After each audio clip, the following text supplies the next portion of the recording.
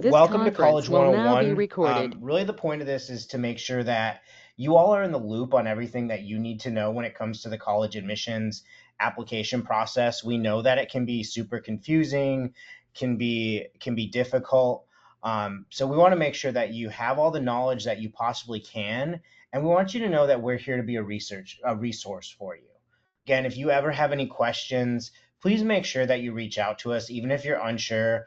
I'd rather you ask a question that maybe has been answered before than just be unsure and do something that's going to hurt you in the long run. So, again, please feel free not to, be afraid to ask questions. Now, when it comes to the college admissions process, this is going to look different for pretty much everybody. So please don't compare yourself to your friends, to your siblings, whoever it might be. There are some of you that might apply to two or three schools and have your decision back in October and know where you're going to go before November hits. And there's some of you that might be waiting until it's late in the process. It might be November. Some of you might be coming off the wait list at your schools in May. That's okay too. Please know this is your process. Don't judge yourself based on other people. Now, the first thing I think everyone needs to be focusing on right now is making sure their list is starting to get, at least mostly finalized. So, when we say that, I don't mean necessarily etched in stone. I'm talking about it's starting to be finalized in pencil. There are some of you that we may completely redo your list. That's okay. There's some of you that you may add a school pretty late to the game that you end up going to. Again, this is your process. But having an idea right now can be really helpful because you know what you can be working on now as far as essays, as far as do you need letters of recommendation or do you even need an essay? How much you're going to be spending on application fees, things like that. So making sure that you have your list at least mostly finalized or at least in a good spot right now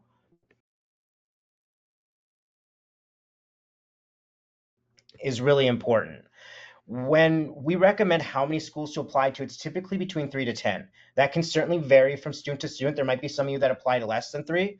There may be some of you that apply to more than 10.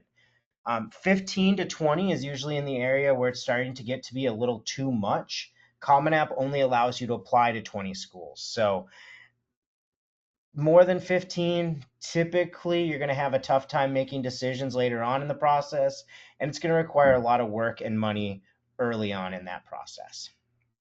But this number is completely up to you. Now, we do want to see that you have balance to your list. And when I say balance, I mean we want to make sure that you have some schools on there that we know you're going to get into academically. We know that you're going to get into these schools um, and you're going to enjoy the schools that you're into. You're going to be happy about the options you have. But we also want to make sure that there's some good financial options for your family. The last thing we want to see is, we get down to a point in, March or April and you're just not happy with anything that you have. So the more balance we put to your list right now, I think the better it'll be later on. We don't want you to have too many reach schools. And reach schools, that's going to depend on the student. Miss M and I are more than happy to have conversations with each of you to give you an idea if we think a school is going to be a reach, if we think it's going to be a good fit for you. We're happy to have those honest conversations. Now, it's of course it's absolutely okay to have some reaches on there. You never know what might happen, but sometimes we do know exactly what will happen. So please know a lot of times these schools require a lot of work and there is a lot of money that will go into the application fees. So again, we're happy to have conversations with you. It's good to have some reaches on there, but we don't want to see a list that's we know that likelihood you're not going to get into many of those schools. So we want to make sure that you're happy come March and April. We also recommend at least one in-state school, and when I say that, we want you to have one in-state kind of public safety school that we know you're going to get into. We know that financially it's not going to be as much of a burden on your family. And this might be your very last choice. For some of you, it might be your first choice, and that's great. But we just want to make sure that it's on your list. So if something happens and we're sitting here in April and all of a sudden something's changed in your life and you need to stay closer to home, or maybe the resources weren't there that you initially thought you had for college, at least then there's an option and we're not having to panic last minute. Our big motto is pivot, not panic. Now, I mentioned, kind of having your list finalized. We will have a number of different events happening. So we'll have a number of different colleges visiting. We'll still be part of the college fair at Jesuit in early September. So again, go to these fairs, talk to these schools, keep an open mind. It is certainly okay to add some schools. You never know what you might accidentally stumble upon. Now, I think the area where a lot of high school students really struggle is in their organization. And I think if you get on top of this, it's going to make this process so much easier and less stressful. So, the first thing that we recommend doing is creating an email address that you are going to use specifically for your college applications. You're not going to register for the ACT or SAT with these. You're not going to sign up for discounts at your favorite online shop. You're not going to do anything other than apply and go on tours with this email address. And the reason we suggest this is because I know how some of your inboxes get. They get so bogged down with so many different emails in there, and sometimes like important emails can get lost. So having an email account that's specifically used for your college applications can be super helpful. Now, some of you might be thinking, oh shoot, I already started my Common App and I used my Gmail account I've been using for years. That's okay, don't worry about it. Just make sure you're staying on top of things and paying attention to the emails that are getting into your mailbox. One of the best things you can do is, after you receive an email from a college after you applied, create a folder that you can drop that into so it's easy to go back and find. We'll talk about something called portals in there, but a lot of those emails will contain your portal, which will have a lot of super important information. Now, as far as getting organized, I think it really depends what works best for you. I'm personally a spreadsheet guy myself, and Miss Marchesini created a really helpful template that you can use to keep track of things like maybe it's the way you applied, the major you applied with, the date you applied. What are the deadlines for that school? Do they require letters of recommendation? Do they require separate essays? When you've received decisions, what was your decision? Did you get any scholarship money? Maybe it's a link to the portal. Maybe it's your username at each portal. So it's something that you can easily go back to. Now, the spreadsheet's really nice because at the end of the day, maybe for some reason your transcript wasn't received. I can say, hey, what date did you apply? And you can easily go back to that spreadsheet and say, oh, I applied on August 15th. So it makes it easier for kind of helping them find your application. Additionally, at the end of the year, we're going to ask you for all of your college decisions. We're going to ask you for all of the scholarships you've earned. And if you have it in one place, it's really easy to report back. Other great ways, having a calendar, having a simple list of deadlines. Maybe it's a checklist that you can use on when you've completed tasks. Whatever works best for you, honestly. Again, I said I'm an Excel person, but maybe a checklist is best for you. It is really important, though, to kind of keep an idea of when your different deadlines are. So every school will have different deadlines. It is your responsibility to keep an eye on when those deadlines are. We'll definitely give updates on when some big deadlines are coming up, but it's your responsibility to know. For instance, it's your responsibility to know, say you want to apply for engineering at Purdue. Well, you have to apply by a certain deadline. It's not their normal regular decision deadline, which we'll get into in a little bit, but it's an earlier deadline. So it's important that you are paying attention to those deadlines. They can be found on the school's websites. They'll be able to be found on Common App when that goes live on Friday. So definitely keep a track of that. Additionally, there are some schools that are not going to take nearly as much work as others. So some of you probably have already applied to Arkansas and you realized it took you 10 to 15 minutes. There are going to be a lot of schools that are like that. So knock those out early on. Get those off your plate. Don't worry about those, because then you can focus more on the apps that take a little bit more time, maybe have more essays, maybe are more time extensive. So get some of the easy ones off your plate, and then you don't have to worry about them. Additionally, don't procrastinate. Um, waiting till the last minute can cause a lot of problems. Maybe your internet goes out at the very last minute and you can't submit on time. Or maybe you waited until the very last second to write your essay. We're probably not going to have time to review that essay. So the earlier you get that done, the better, the easier it will be. Um, there won't be any delays in your test scores being received. So again, don't procrastinate. Almost put a deadline on yourself of maybe a week or so before the application is even due at that school. Common App, we'll get into that in a little bit, but it's already open. However, I believe it's closed again and will reopen on Friday, which is August 1st. So just hold off until August 1st, and you can kind of knock everything out with the Common App. Maya Learning has an essays tab where you can see what essays might be required for each school. But again, those essays will also be in Common App, so you could also wait until August 1st at this point. And then I mentioned something called portals. So once you apply to a school, you're going to get an email from that school. Every school's portal is titled something different, but usually there'll be a link in the email with a username and a temporary ID or password. So, one, have the same password for every single portal. I promise you it's going to make your life a lot easier. Write down the username and password somewhere so that way you have access to it. The portal is really, really important because it's going to have a number of things in it. So first and foremost, it is going to have your checklist. So that's where it'll say what documents you're missing. There are times when we will send your transcript and it's going to say it is not received. That doesn't necessarily mean we didn't send it. It might mean that you have two different files in their system and the transcript went to the file that wasn't connected to your application. It's a super simple fix. We just reach out to the reps and they're able to merge the accounts pretty easily, not a problem. But so if you're looking at your portals, you can kind of give us an idea of, hey, it's saying it hasn't been received. Now, we usually still give it a week or so because processing can take a little while at times. But, if it's been a couple weeks after you applied and we said we've sent the transcripts, it might be worth reaching out.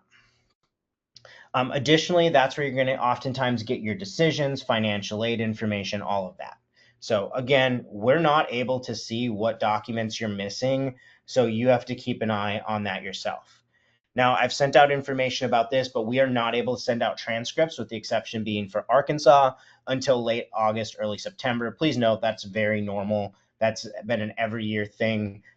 Your senior year grades are included on your transcript. So the last thing we want is all of a sudden, you drop, say, AP pre-calc and you no longer have it on your transcript, or you're not taking anymore, but it shows up on your transcript.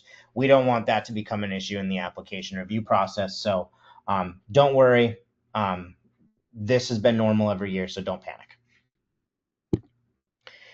Again, I mentioned waiting till the last minute.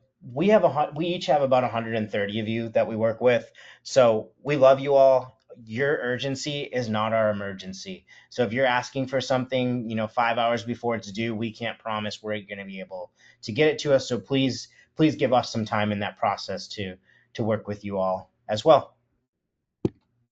Okay, now I've mentioned the Common App a number of times. You've probably heard Common App mentioned more than a few times. The Common App is our personal favorite way for you to apply, and there's a number of reasons why. First and foremost, the Common App connects one-to-one with Maya Learning. So next week, we'll probably have you, and once school starts, we'll have you start matching your Common App to Maya Learning. And the great thing, all the schools you list in your Common App will auto-populate to Maya Learning. It is really fantastic. Additionally, most schools are on Common App, so it makes your life really simple when applying. Now, the great thing about Common App, which opens up on Friday, so August 1st, the great thing about Common App is it's going to have you fill out your general information only one time. So if you apply to 15 schools, you only have to fill out your name, your address, your phone number, your school information, all of that, your activity section, the essay. You only have to fill it out one time. Now, each school will have their own questions as well. For most schools, they're pretty simple. Like, are you from this state? What do you want to major in? Do you have any parents that were alum at this school? So stuff like that, they're pretty easy. It saves you a ton of time in the process. Now, I will say with Common App, it's going to say, do you want to invite recommenders? Do not do that. All recommenders will be invited through Maya Learning. That's how we'll send all your documents. So do not worry about any of that on Common App. We will also send out a guide. Miss Marchesini created a really great guide that walks you through how to fill out the Common App step by step. So we'll send that with this, including some other templates, including the spreadsheet template I was talking about earlier on as well. So it'll be super, super helpful. Another way to apply is Apply Texas. The only way a student might apply using Apply Texas is if all of their schools are in Texas, or there are some schools that are only going to be on Apply Texas. So for instance, if you're applying to Texas Women's University, you might have to apply on Apply Texas.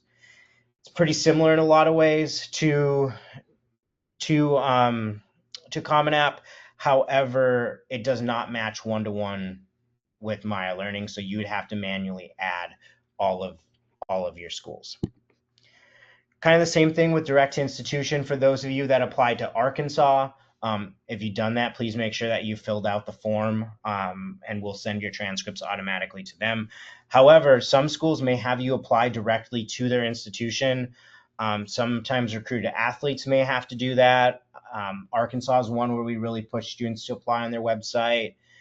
Georgetown is one that you have to apply on their website. Some schools may offer you a fee waiver and you have to apply directly on their website. So it's not going to be super common, but it may be done for some of you, and it's no big deal if you apply this way. Just make sure that you are adding it directly to Maya Learning yourself. University of California and California State schools. So if you're looking at any of the UCs, so like UCLA, UC Berkeley, UC San Diego, UC Irvine, UC Santa Barbara, you're going to have to apply using the UC application. So somewhat similar to the Common App, but it makes it really easy to submit multiple schools at once. Kind of the same thing for the California State schools. So if you're applying to schools like San Diego State, if you're applying to Cal Poly, Sacramento State, a lot of those will be on the California State system application. So pretty similar to the UCs, and we can certainly help you and provide you with guides that can help you with those as well. And same thing, these are not connected to Maya Learning, so you do have to add these schools yourself. Now, jumping into the different types of admissions, and I think a lot of students get confused on these, and that's perfectly okay. Honestly, I think if I didn't work in college admissions for as long as I have, I probably would get confused on some of these as well. So the difference between things like early action, early decision, regular decision, so on and so forth. So the big one that most students will end up applying to is early action. So early action is typically going to have somewhere between an October and November deadline. November 1 is a very common deadline, but we're seeing more and more schools add October 15th. So I believe Georgia has October 15th. UT Austin is October 15th. But most schools are November 1st. So those are usually pretty hard deadlines. So you're going to want to make sure you have everything in by those deadlines. Now, I personally recommend that you apply early action. And the reason that I recommend that you apply early action is, one, you're going to get your decision back a lot sooner, which is great. Sometimes your application can go through a couple different reads. And there's some schools that, it might be a little bit of priority if you are applying early action. So again, ultimately, we're recommending that you apply early action. There are some programs where you have to apply early action to that school. Now, the nice thing is early action is not binding. It doesn't mean you're signing a contract saying that you will attend that school if you're admitted. So again, early action is our personal favorite way to apply if it is an option at that school. Now, when you apply, you're usually going to get one of three different decisions. You're going to get a decision of admit, defer, or usually admit or defer, sometimes denies out of that. But the nice thing about defer is that they will look at your fall semester grade. So if you're taking a pretty challenging course load and you knock it out of the park, there may be a really good chance that the school is going to look at those first semester grades, and it can be really helpful to you in that process. So um, if you apply regular decision, a lot of times those mid-year grades won't be able to be reviewed. So again, early action is definitely a really great way to go. Additionally, you usually get your decision back around Christmas time or maybe into January. Moving on to regular decision is honestly kind of rare for our students to apply to. Early regular decision is usually going to have a January, February application. Um, Really the only time we'll see students apply regular decision is if maybe a bunch of decisions didn't go their way in early action and they need to add some schools. Another option could be if a student is applying early decision and they don't want to submit as many applications in early action, then they might wait till regular decision. And then there are some schools like Rice, for instance, that they don't offer early action, so you may need to apply regular decision. So again, regular decision is not a way I recommend necessarily applying if you don't have to, but some of you may end up having to do that.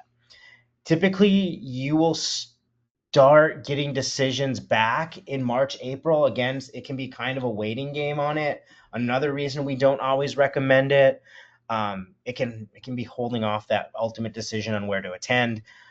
Usually, you're going to either get admitted, waitlisted, or denied. So, again, your mid-year grades aren't going to be reviewed. Um, you're going to get a decision a little bit later, but you do have a little bit more time to complete your application. So, there may be some situations we recommend regular decision, but very few. If you have questions, please let us know. We're happy to walk you through that. Now getting into early decision. So early decision and early action and regular decision can all be confusing because they have so many similar words in there. Early decision, or ED, is binding. What this means is you are signing an agreement with you, your parents, and either Miss Marchesini or myself that if you are admitted, you will be attending that institution. You need to be more than 100% sure you want to attend that school. As a family, you need to know you're going to be able to make this work. So again, I don't always recommend early decision unless you are completely sure. Now, examples where maybe you might end up applying ED would be a student athlete may end up being required to apply early decision. Um, that's always a little bit different though. Now, early decision isn't offered at every school. So some of you might be thinking, oh, I want to apply early decision at UT Austin. UT doesn't offer early decision. There are very few public schools that do. University of Michigan is one. University of Virginia is another. So it's not common at every school, but a lot of selective schools that are private will have it. The nice thing about ED is it does enhance your chances significantly of getting in. So if that's a school you know you'd go to if you got in, ED can be a fantastic option.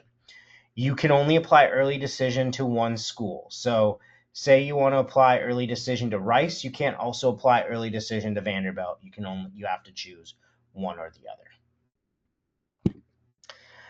Now, different types of admissions, restrictive early action, this is pretty uncommon. So really the only schools that have this, Notre Dame's a big one. Some of the Ivies will have it. Stanford has it. Um, what REA means is you just can't apply early decision or restrictive early action to any other school. So that's pretty much all it means. You're not signing a binding agreement, anything like that. Really, the school that we see this the most at is Notre Dame. And then there's rolling admission. So many schools will have rolling admission, meaning as they're receiving applications, they will start sending those decisions out. Super common at a lot of schools that have kind of automatic admission standards that are really only looking at your GPA and or test score. So a lot of students will be getting admission through rolling admission. Now, looking at the different types of admissions review, there's going to be automatic admission or qualified admission. This is usually coupled with rolling admission. So basically what happens is they don't care about your resume. They don't care about your essay. They don't care about your letters of recommendation. All they really care about are your GPA and maybe your test score. If you meet their requirements, you're going to be admitted, simple as that. So a lot of schools will have grids on their website where you can see if you'll qualify for scholarships.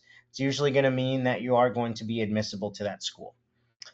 Another type of admission is holistic admission. They're going to take a look at your entire file. We're going to jump into that in a minute.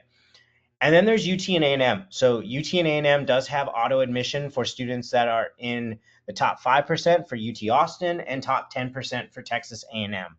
So if you are in the top 5% or top 10%, you should have received an email from Ms. Marchesini a couple weeks ago.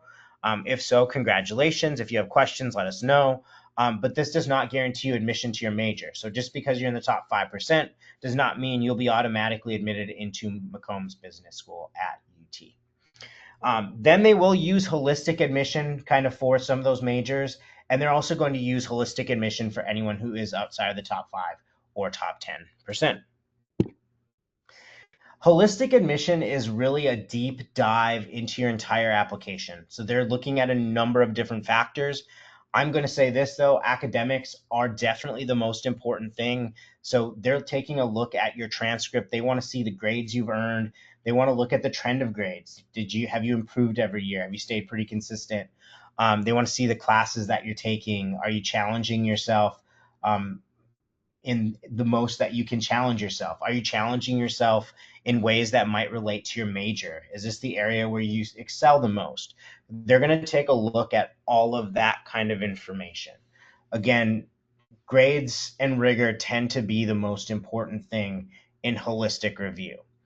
Now, the other pieces are still important. They're still going to look at everything. So I like to see essay and resume as kind of the next two most important pieces. Essay is a really good opportunity to kind of tell your story. Is there something that's not in the rest of your application that you feel that they should know about you? This can be a really great way to kind of help paint a picture and give them a glimpse, behind everything on the transcript. I can't tell you how many times essays helped give me an idea of, oh, that explains a drop in grades one semester, or it makes me feel very impressed with these students. So your essay can be huge. They love to see involvement, and it's not just the normal involvement. It's not just being in student government or like the house system. It's not just being in sports. It's not just being ambassadors. It's what are you involved in outside of school? Do you play club sports? Do you play an instrument? Do you work? Do you volunteer? What do you do outside of the classroom? So obviously there's going to be those normal school activities that relate to that are not necessarily to everyone, but a lot of people will have. But what are you doing outside? Maybe you play an instrument and you're like, well, I'm not part of any organization. That's still something you put a lot of time into. Maybe you do photography on the side. Things like that can show what you do with your spare time. A lot of you, I will say this as high schoolers in general, you guys are the absolute best at underselling yourself. So many of you are so impressive, and somewhat brag to these schools about your accomplishments.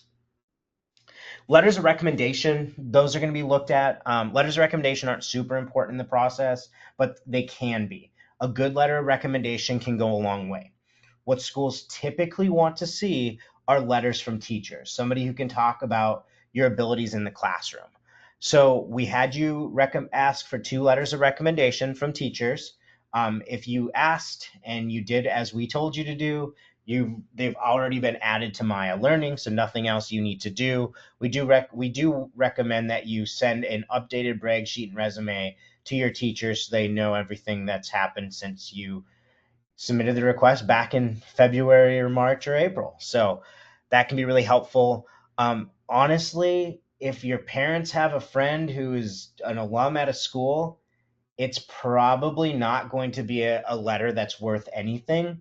If that person has any true pull at that school, they can definitely reach out to the Office of Admissions directly. So trust me, they want people that know you best and know you recently.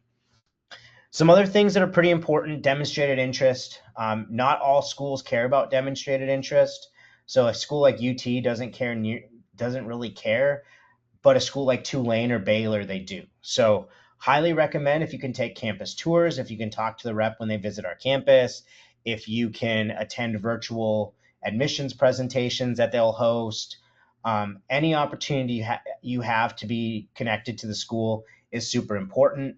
If a school sends you an email, open it, because this is going to sound a little creepy, I guess, but they have systems and software where they can see that somebody opened their email using iOS in Dallas at 7:59 p.m. on July 30th. I know it's kind of creepy, but they can see that. So make sure that you're opening all your emails, even if you aren't necessarily reading them. And then admissions counselors are going to be your best friends for these schools. They're the ones that know the most about the schools. They know all the ins and outs, or they have the connections that do know all the ins and outs. So utilize them. We can definitely get you in touch with the reps, but you can also find them on the school's website. You can find them on Maya Learning under each school. So definitely reach out to college reps if you do have questions. Other factors that may get taken into consideration if you're applying for anything in the arts, if you're a recruited athlete, things like that, those processes can look a little bit different. If you're in the arts, make sure that you're keeping up to date with when deadlines are for auditions, portfolios, things like that. If you're a recruited athlete, make sure you're communicating with your coaches on deadlines and how they want you applying. Okay, I promise you we're getting close to the end here, but testing, ACT, SAT, I know most of you have already tested or you are planning on testing soon. At this point, there are too many schools that are requiring the ACT or SAT, UT Austin being one of them, any of the Florida public universities, University of Georgia, University of Tennessee. It's really important at Auburn. So there's a lot of schools that are requiring it. And even if a school doesn't require it, a really good test score can still help you. It can help you with placement if you do attend that institution, and it can also help you with scholarships. So the tests are really important. We recommend taking the ACT and or SAT 2 to 3 times.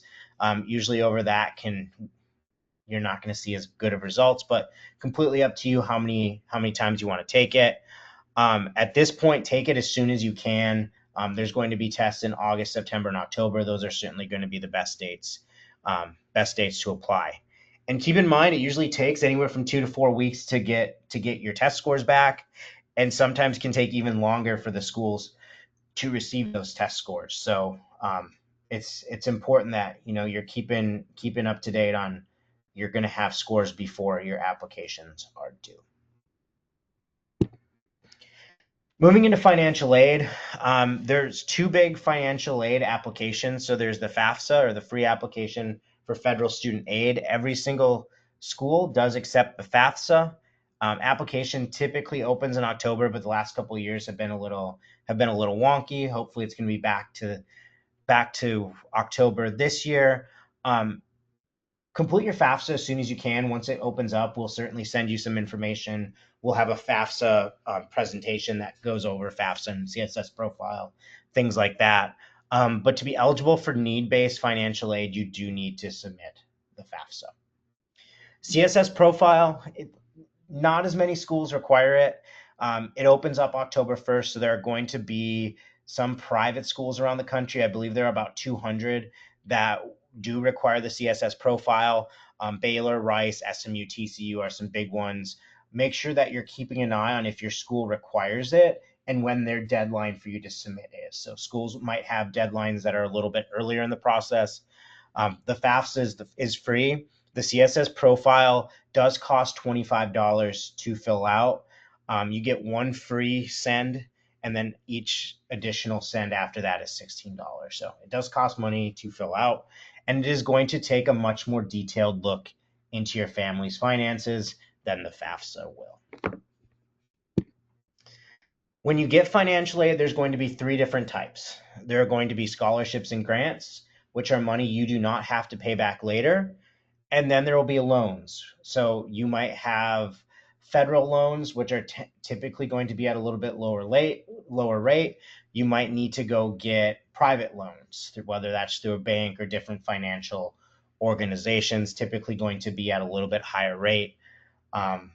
But the federal loans are going to be done as long as you submit the FAFSA. So scholarships and grants, free money essentially. Loans you do have to pay back later.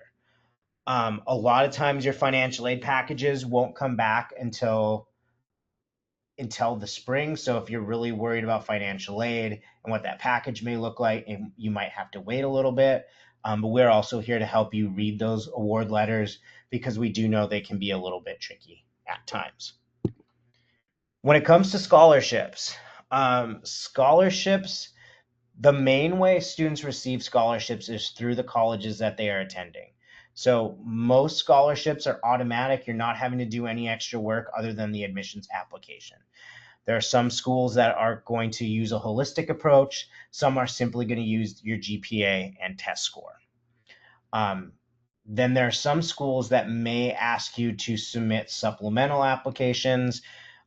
Sometimes on the portal, they may invite you to apply for separate scholarships. So there are a number of scholarships out there that the bulk are going to be through your schools. Now, once you've been a student at that school for a year, sometimes more will open up as well. So a lot of times your freshman year tends to be one of the more expensive years just because more scholarships open up to you as a sophomore, junior, and senior.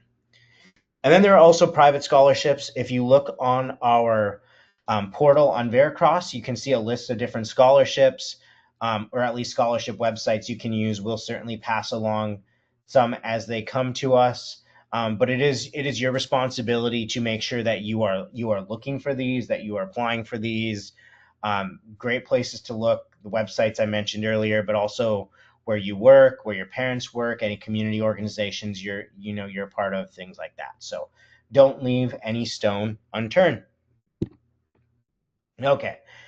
So I know this is a lot of information for about 40 minutes, but a lot of it's really important. It's important information that you know because it can be confusing. Please know if any of this didn't make sense to you, come see us. We're happy to help you. School starts in 2 weeks. You can pop by anytime during the school year. Before school, if you want to set something up, please email Miss Marchesini or myself. We're more than happy to set something up if we're free.